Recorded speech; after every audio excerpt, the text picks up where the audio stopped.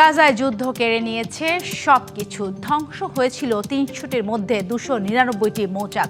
যুদ্ধের ধাক্কায় ধ্বংস হয়ে যাওয়া পুরো মৌচাক খাতি এখন অস্তিত্ব সংকটে। তবে সেই ধ্বংসস্তূপে দাঁড়িয়ে বাঁচার স্বপ্ন দেখছেন গাজার এক নারী মৌচাষী।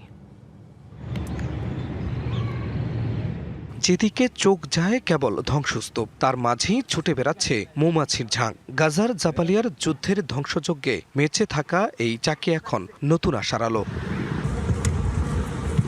জাবালিয়ার বাসিন্দা নিভিনাল আশকার প্রায় ২ বছর বাস্তুচ্যুত থাকার পর বাড়ি ফিরে দেখেন সবকিছুই রূপ নিয়েছে ধ্বংসস্তূপে। সেই ধ্বংসস্তূপের একটি ফাটল থেকে বেরিয়ে আসছে ঝাঁকে ঝাঁকে মৌমাছি।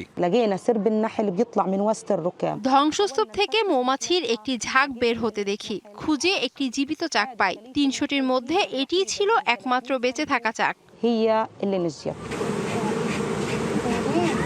সেই একটি চাক থেকেই আবার শুরু।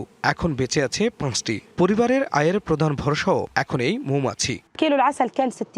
যুদ্ধের আগে ১ কেজি মধুর দাম ছিল ৬০ শেকেল, এখন বিক্রি হচ্ছে ১৫০ শেকেলে। কিন্তু দাম বাড়লেও উৎপাদন নেই, মৌমাছি কম, নেই প্রয়োজনীয় যন্ত্রপাতিও। তাই মধুর বদলে এখন মৌমাছির মোম বিক্রি করেই কোনোভাবে চলছে সংসার।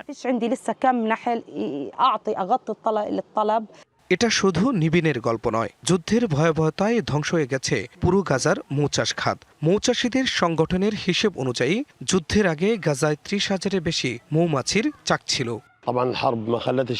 যুদ্ধ এই খাতের ৯৫% বেশি ধ্বংস করেছে। সীমান্তবর্তী কৃষি জমিতে থাকাও অধিকাংশ চাক সম্পূর্ণ ধ্বংস হয়ে গেছে। সরঞ্জাম ও মৌমাছির ওষুধের সংকটে খাতটি বিলুপ্তির পথে। সবকিছুই শেষ হয়ে গেছে, তারপরও থেমে নেই গাজার মৌচাষীরা। ধ্বংস হওয়া ভবনের ছাদে আবারও নতুন করে স্বপ্ন চাষ করছেন বাসিন্দারা। Khan Mohammad Mukul, DBC news desk. Vitamin E ও সি সিরাম ৮টি প্রাকৃতিক অয়েল সমৃদ্ধ লিলি সিরাম অয়েল, যা চুল পড়া কমায় মাত্র ৩০ দিনে।